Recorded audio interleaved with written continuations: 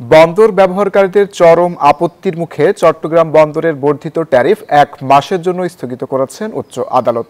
এমন খবরে পণ্য আমদানি রপ্তানিকারকদের মধ্যে স্বস্তি ফিরলেও বন্দর কর্তৃপক্ষ বলছে আদালতে আদেশপত্র এখনো আসেনি তাদের হাতে। বন্দর ব্যবহারকারীদের চরম আপত্তির মুখেও গত 15 অক্টোবর থেকে বর্ধিত ট্যারিফ কার্যকর করে চট্টগ্রাম বন্দর কর্তৃপক্ষ।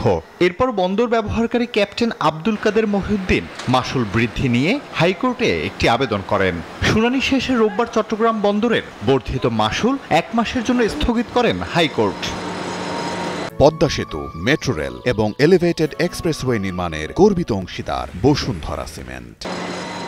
বন্দর ব্যবহারকারীরা বলছেন 41% মাশুল অযৌক্তিক, তবে ধাপে ধাপে বাড়ালে কোনো আপত্তি নেই তাদের। চট্টগ্রাম বন্দর কর্তৃপক্ষ এবং নৌপরিবহন মন্ত্রণালয়কে এই বিষয়টাকে গভীরভাবে চিন্তা করে আরো আলোচনা করে যৌক্তিক পর্যায়ে কতটুকু করলে সবার জন্য সুবিধা হয় সেটাই আহ্বান থাকবে। বন্দর ইউজারদের সাথে আলাপ আলোচনা করে যাতে যুক্তিসঙ্গতভাবে ট্যারিফটা নির্ধারণ করা হয়, কিন্তু ওনারা আমরা যতটুকু দেখেছি গত 4-5 বছরে ওনারা নিজেরাই যত খরচ বা ওনাদের যে ব্যয় বৃদ্ধি বলে মানে কোনো একটা অজুহাত ধরে ওনারা বৃদ্ধি করে, এটা কিন্তু আমাদের জন্য বড় ধরনের একটা বোঝা। বিভিন্ন জায়গাতে হয়তো তাদের যে টার্গেট আছে যে ব্যয়গুলো বাড়বে, সেই ব্যয়গুলোর সাথে সামঞ্জস্য রেখে যাতে করে তাদেরও আয় বাড়ানো হলে ওই বন্দর বৃদ্ধিতে হয়তো সেগুলো সহায়ক হিসেবে কাজ করবে। তবে আমরা চাই না যে একবারে সব একটা প্রেশার তৈরি হোক।